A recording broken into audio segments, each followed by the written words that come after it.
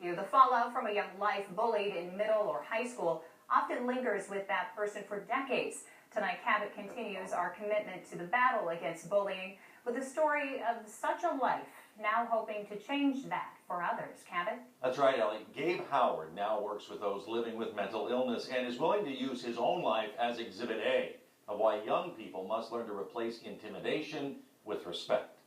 What's a good reason to treat people with respect? If you get in there early enough and you change the culture to being nice to people gives you the benefit.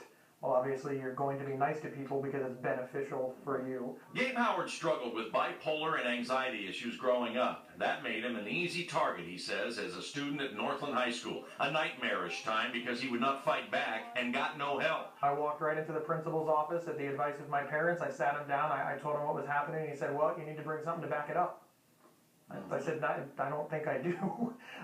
But yeah, he told me that, look, this is just the way that it is. If you can't defend yourself, you're not going to get ahead in life. Howard dropped out of that school and eventually finished in Pennsylvania. He struggled with major weight issues as he went on to get degrees in IT maintenance. But even as the years progressed, he needed counseling to deal with anger directed at his bullies and those adults who did nothing for him for decades.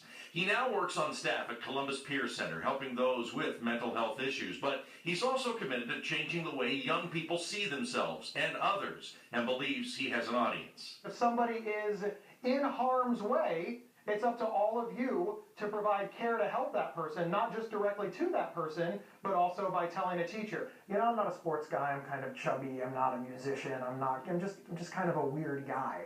But I gotta tell you, somebody in that audience isn't gonna relate to the football player. And I know that because I was the guy. For 10-year-old Dalen, he seemed to relate just fine and got Gabe's message of kindness and respect. We'll we'll model it so we can make the world a better place to live in, because it'll just rub off on everybody else.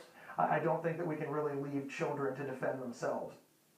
Our thanks to Columbus Fairwood Elementary School there, allowing us to come in to watch Gabe. In many ways, things have turned out well for him. He married his high school sweetheart, has worked in IT maintenance, and now he is helping those struggling with mental illness using his own experience as one of 2 peer centers here in Columbus.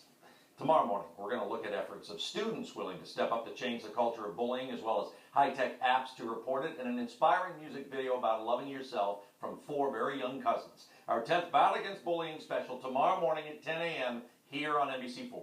Lots of great lessons and good stuff, Cabot.